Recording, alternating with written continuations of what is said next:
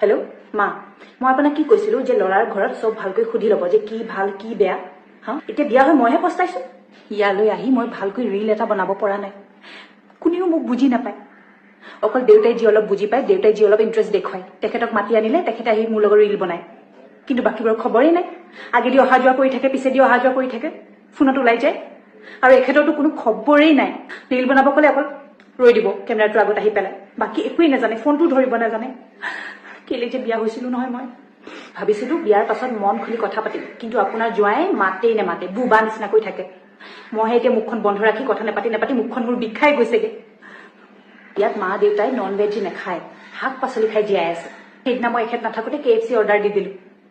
মা দেউতাই যে মোক ইমান কথা শুনালে, 3 দিনলৈ মোক পাকঘৰতে সোমাবলৈ নিদিলে। হেল্ল' মা, কাইলৈ মানে আমাৰ ঘৰত নাম লোৱা আছে। মানে শাহুমাই কৈছে যে কাইলৈ ৰাতিপুৱা সোনকালে উঠি গা পা ধুই ৰেডি হৈ থাকিবা। এতিয়া মইতো ৰাতিপুৱা সোনকালে কেনেকৈ উঠিম? আজিয়ে গা পা ধুই ৰেডি হৈ শুই থাকিলে কাইলৈ চিধা উঠি গলে হ'বনে? মা, 1 ঘণ্টা ধৰি মেকআপ কৰি ৰীল বনাবলৈ ৰেডি হৈ আছো, কিন্তু কোনেও ফোনটো ধৰি নিদিয়ে। ইয়াত ষ্টেণ্ড এডালো নাই ফোনটো থবলৈ। মায়ে কৈছে ৰীল পিছত বনাবা, আগতে চব্জি বনোৱা। কেলে যে মই বিয়া হলো নহয়। বহুত দুখত আছো মা, মই বহুত দুখত আছো। মা, আপুনি বাৰু মোক একোৱে কেলে নিশিকালে?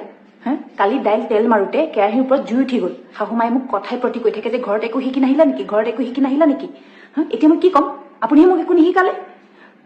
আপোনাৰ জোঁৱাই মোক আকৌ পঢ়িবলৈ কৈছে, আকৌ কলেজত নাম লগাই দিম বুলি কৈছে। বাৰে বাৰে ব্ৰেক লগাৰ কাৰণেহে মই বিয়া হৈছিলো ইমান সোনকালে। আকৌ যদি পঢ়িবলৈ আছিলে মই কিয় বিয়া হৈছিলো? জোঁৱাইক কৈ দিব আপোনাৰ যে মোৰ পঢ়িবলৈ মন নাই, মই এনেকৈ ঘৰতে থাকিম ৰীল বনাই বনাই। হেল্ল' মা, শাহুমাই মোক যেতিয়াই তেতিয়াই চাহ বনাবলৈ কৈ থাকে।